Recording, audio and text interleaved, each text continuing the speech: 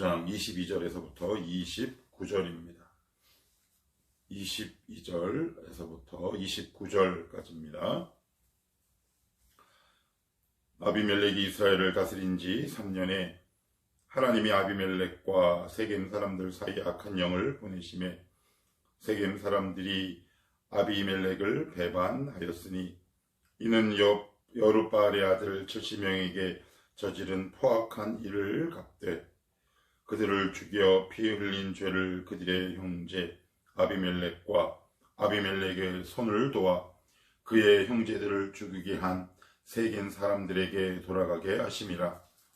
세겜 사람들이 산들의 꼭대기에 사람을 매복시켜 아비멜렉을 엿보게 하고 그 길로 지난 모든 자를 다 강탈하게 하니 어떤 사람이 그것을 아비멜렉에게 알리니라. 에벳의 아들 가알이 그의 형제와 더불어 세겜에 이르니 세겜 사람들이 그를 신뢰하니라. 그들이 밭에 가서 포도를 거두어다가 밟아 짜서 연회를 베풀고 그들의 신당에 들어가서 먹고 마시며 아비멜렉을 저주하니 에벳의 아들 가알이 이르되 아비멜렉은 누구며 세겜은 누구기에 우리가 아비멜렉을 섬기리요. 그가 여룻바알의 아들이 아니냐. 그의 신복은 수불이 아니냐. 차라리 세겜의 아버지 하몰의 후손을 섬길 것이라. 우리가 어찌 아비멜렉을 섬기리요. 이 백성이 내 수하에 있었더라면 내가 아비멜렉을 제거하였으리라 하고 아비멜렉에게 이르되 내 군대를 중원에서 나오라 하니라. 아멘.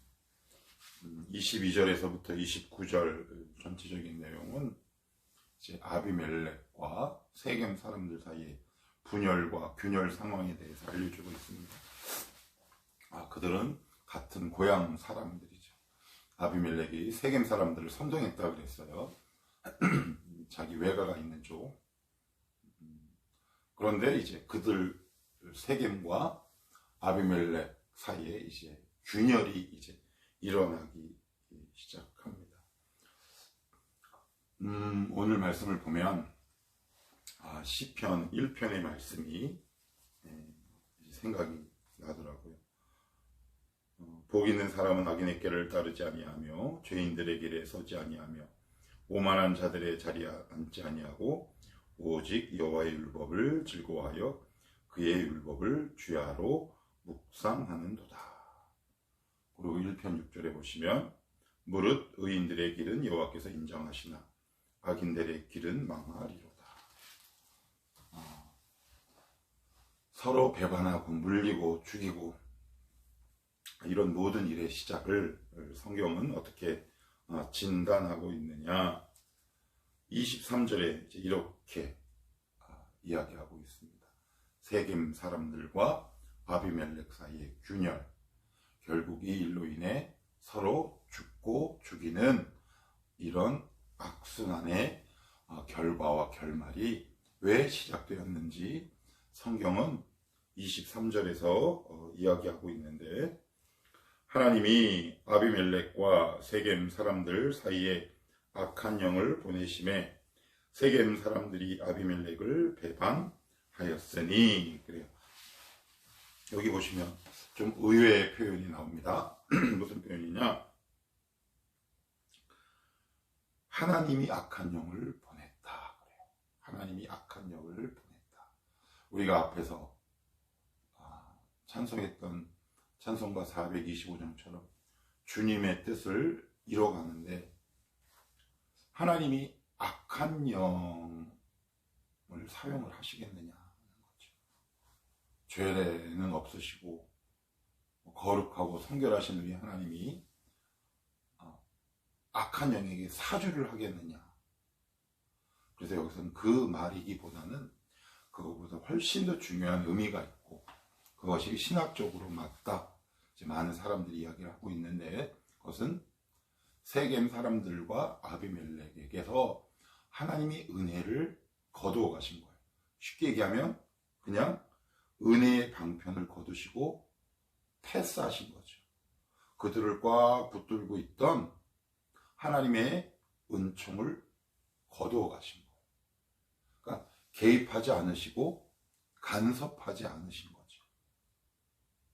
우리가 죄를 짓지 않는 것도, 우리가 더 이상 타락하거나 죄의 나락으로 깊이 빠지지 않는 것도, 이게 이제 우리가 하나님의 영이 우리를 꽉 붙들고 있기 때문에 그렇습니다. 그러니까 이들은 하나님의 은혜가 멈춰버린 거예요. 이것을 로마서에서는 이렇게 얘기하죠. 하나님이 그들을 그 마음에 상실한 대로 내버려 두었으니. 그러니까 간섭하지 않으시는 거예요. 내버려 두시는 거죠. 이게 가장 무서운 징계요 저주죠. 그러면 우리는 어떻습니까? 사사기 1장부터 끝까지 계속 내용을 보면 죄짓고 기도하고 은혜 주시고 은혜 부어주시고 또 징계하시고 이런 모든 일련의 과정들이 왜 일어날까요? 하나님이 우리 인생에 개입하시기 때문에 그래요. 개입하면 피곤합니다. 제가 이 말을 피곤이라는 단어를 좀 썼는데 되게 피곤해요. 하나님이 우리 인생에 개입하시면 우리 되게 피곤합니다. 내 마음대로 할 수 있는 게 별로 없어요. 아니, 하나님은 자유하시다면서 왜 우리는 이렇게 자유하지 못하게 하느냐? 하나님만 완벽한 자유가 있고 우리는 제한된 자유를 가지고 있어요. 왜요? 우리에게 제한을 풀어놓으면 우리는 죽거든요.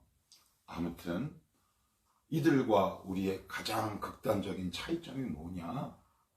하나님이 이쪽 사람들 세겜과 아비멜렉은 은혜의 방편을 거두시고 더 이상 개입하지 않으시는 거예요. 그래, 그러면 너희들끼리 한번 알아서 해봐. 하나님이 어떤 인생에 대해서 딱 은혜의 방편을 거두어 가시면 인간은 끊임없이 악한 생각을 생산하기 시작합니다. 그래서 결국 죽게 돼 있어요. 서로 물고 죽게 됩니다. 그런데 우리는 어떻습니까? 하나님이 시시콜콜 안 돼 라고 얘기하세요. 그거 하지 마. 이쪽으로 와. 아니, 너는 저쪽으로 가야 해. 되게 귀찮죠? 하나님과의 싸움이 굉장히 지리하고 불편하고 괴롭고 힘들어요. 제 마음에 들지도 않습니다. 하나님이 100% 내 마음에 드는 순간 그건 딱 한 가지밖에 없어요. 하나님이 우리에게 부어주시는 은혜의 방편을 거두어 가시는 거. 그러면 너 마음대로 한번 해봐. 이제 이렇게 되면 그 인생은 심각한 거예요. 이들은 지금 하나님이 악한 영을 보냈다라는 말은 내버려 두었다라는 말이에요. 내버려 둔 결과 다 죽습니다. 세겜.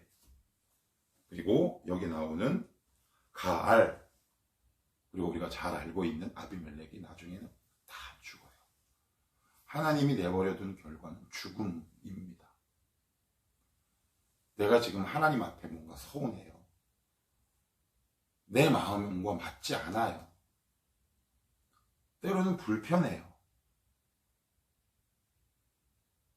그러면 하나님이 여러분들의 인생을 그냥 내버려 두셔야 하겠습니까?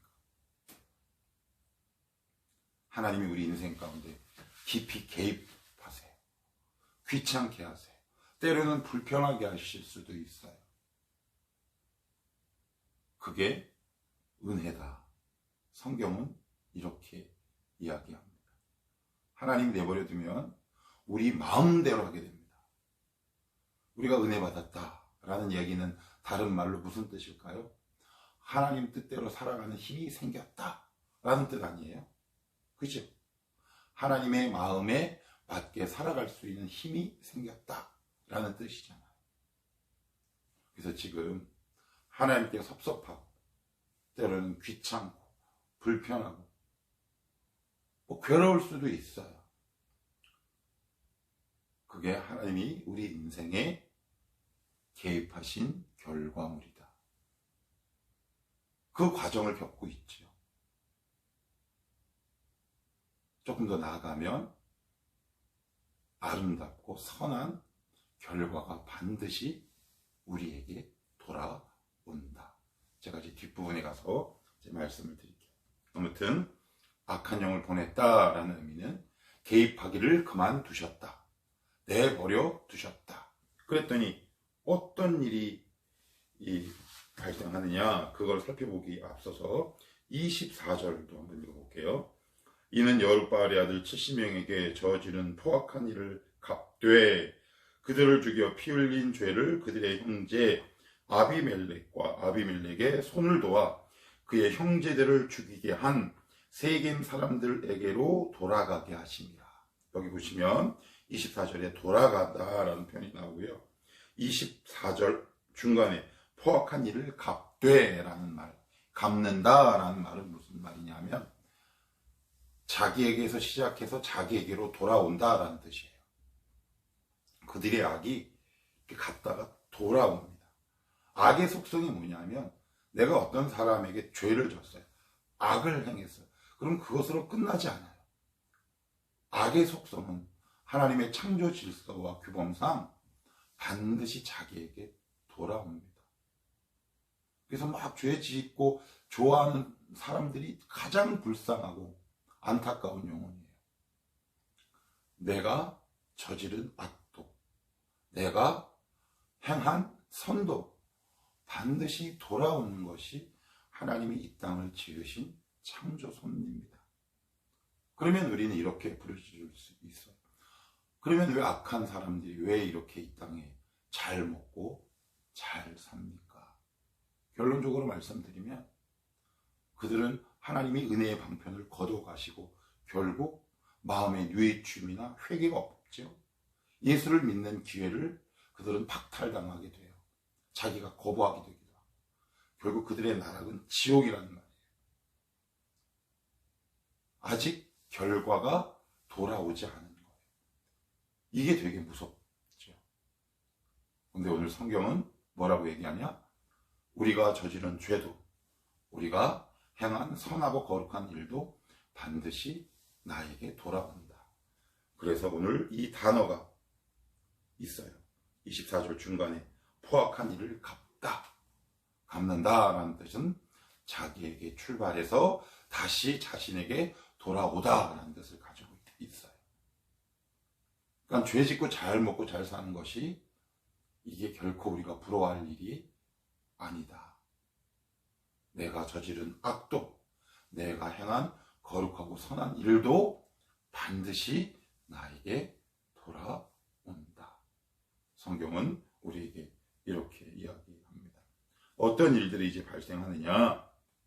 25절 세겜 사람들이 산들의 꼭대기에 사람을 매복시켜 아비멜렉을 엿보게 하고 그 길로 지나는 모든 자를 다 강탈하게 하니. 왜 자꾸 배반하고 강탈이란 말, 아비멜렉을 엿보다라는 말은 아비멜렉의 심기를 자꾸 건드리는 거예요. 아비멜렉이 그 지역의 왕이잖아요. 그런데 본인이 왕인데 한 지역에 어떤 지속적인 문제가 발생하면 왕의 심기를 건드리는 거죠. 그러면 둘 사이는 왜 이렇게 틀어졌을까? 가장 근본적인 문제는 하나님 내버려 두셨다. 그것이 1차적인 원인이고요. 두 번째는 세겜 사람들과 아비멜렉은 이익 공동체예요. 이익을 매개로 묶였단 말이에요. 그런데 많은 학자들이 이야기하기를 아비멜렉이 세겜 사람들을 이용하고 본인이 3년 동안 왕이 되는 동안 한 번도 그들을 중요한 자리에 중용하지 않았대요. 그러니까 쉽게 얘기하면 저놈들이 저거 정통 이스라엘 사람도 아니고 무시했다 그러더라고요. 그러니 세겜 사람들 입장에서는 우리가 도와서 왕이 됐는데 우리를 모른 척해? 배반하는 거죠. 왜 배반해요? 그들은 이익을 매개로 뭉쳤기 때문에 그래요. 그런데 교회는 어때요? 이익 공동체가 아니란 말이에요. 무슨 공동체예요? 신앙 공동체. 무슨 공동체? 관계 공동체예요. 그래서 교회 공동체 안에서 이익을 매개로 만나면 반드시 서로 배신하고 배반하게 되어 있습니다. 우리는 신앙으로, 관계로 맺어가는 신앙 공동체요, 관계 공동체다. 눈앞에 보이는 이익이 사라졌을 때 그들은 얼마든지 배신할 수 있는 거거든요. 세상의 이치도 똑같습니다. 이익을 매개로 만나는 사람들은 그 이익과 자기에게 돌아오는 여러 가지 손익이 중단될 때 가차없이 등을 돌려버리는 거죠. 근데 교회는 어떻습니까? 뭐 가난한 사람, 부자인 사람, 학벌이 높고 낮은 사람들이 서로 어우러져 맺고 살아가는 공동체죠. 왜요? 이익을 매개로 한 공동체가 아니기 때문에 그래요. 관계 공동체요, 신앙 공동체이기 때문에 그렇다. 그들은 서로 이익을 매개로 관계가 성립되었기 때문에 그것이 깨지는 순간 서로 등을 돌릴 수밖에 없다. 성경은 그렇게 이야기를 하고 있습니다. 그래서 어떤 일이 또 계속해서 발생하느냐 하면 아비멜렉의 심기를 자꾸 거슬리게 하죠. 26절에 보시면 에벳의 아들 가알이 그의 형제와 더불어 세겜에 이르니 세겜 사람들이 그를 신뢰하니라.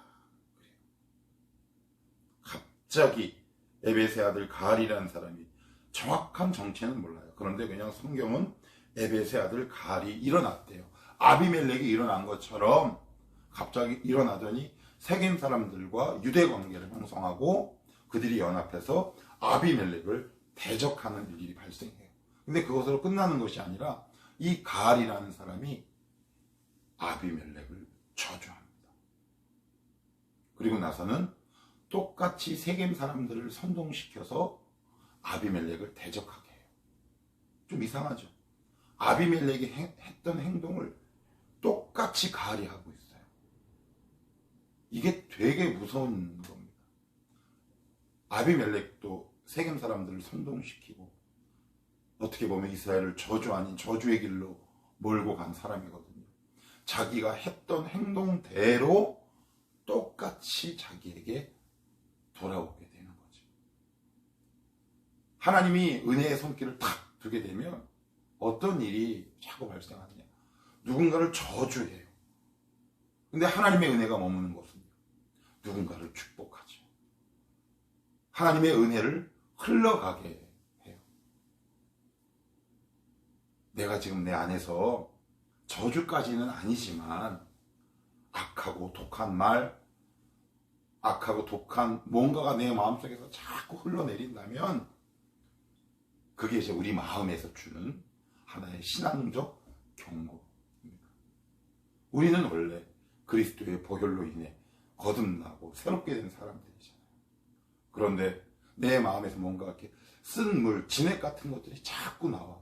내 입술로 내뱉지만 않았지 내 마음에서 마음으로 누군가를 향한 쓴뿌리와 미움들이 이렇게 계속 올라온다면 하나님이 주시는 경고인 동시에 내 영혼이 나에게 주는 경고이기도 해요. 저주의 도구로 살 것인가 아니면 누군가에게 복을 전하는 축복의 도구로 살 것인가. 근데 이들은 하나님의 은혜를 딱 거둬가시는 순간 서로 물고 죽이고 서로 저주하는 악한 공동체로 나아가게 됩니다. 우리는 이러한 자들을 반면교사 삼아서 누군가를 마음으로, 생각과 말로 저주하는 것이 아니라 하나님이 나에게 부어주시는 은혜대로 누군가에게 은혜를, 누군가에게 말씀을, 누군가에게 축복을 흘려보내는 말 그대로 축복과 은혜의 통로로 살아가는 것. 그것이 오늘 성경이 우리에게 주는 교훈이다. 이렇게 보시면 되겠습니다. 마지막으로 한 절만 더 볼게요. 29절입니다. 이 백성이 내 소하에 있었더라면 내가 아비멜렉을 제거하였으리라 하고 아비멜렉에게 이르되 내 군대를 증원해서 나오라.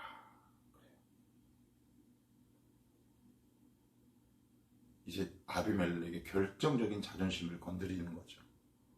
일단 뭐 가짜 왕이긴 하지만 일단은 왕의 신기를 건드려요. 노골적으로 반역을 하는 거죠. 배반을 하게 되는 겁니다. 그런데 그 내용이 뭐냐? 내가 아비멜렉을 제거하였으리라 하고 아비멜렉에게 이르되 너 군대 있으면 군대 총동원해서 나에게 덤벼봐. 이건 왕에게 심각한 도전이 아닐 수 없어요. 아비멜렉의 자존심을 확 끌고 놓는 거죠. 그런데 결국 아비멜렉이 이야기를 듣고 군대를 동원해서 두 그룹 사이에 큰 전쟁이 일어나게 됩니다. 하나님이 은혜의 방편을 거둬가시면 서로가 서로를 배반하죠. 우리 안에는 끊임없는 쓴물과 저주의 말이 나오기 마련입니다.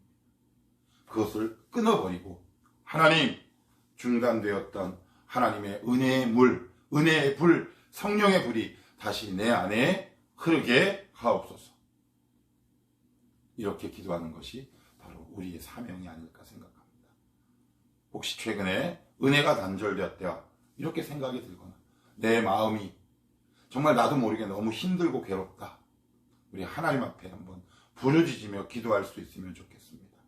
하나님, 내 안에 메말라 있는 은혜의 단비를 다시 한번 내려주시고, 나도 모르게 내 안에서 자꾸 올라오는 뭔가 쓴뿌리를 이 시간 예수 그리스도의 보혈로 깨끗게 하시며, 하나님 내 안에서 누군가에게 복을 빌어주는 축복과 은혜와 쓴물이 아니라 단물이 나오는 하나님의 은혜의 도구가 되게 하옵소서. 이렇게 기도할 수 있으면 좋겠습니다. 기도합시다.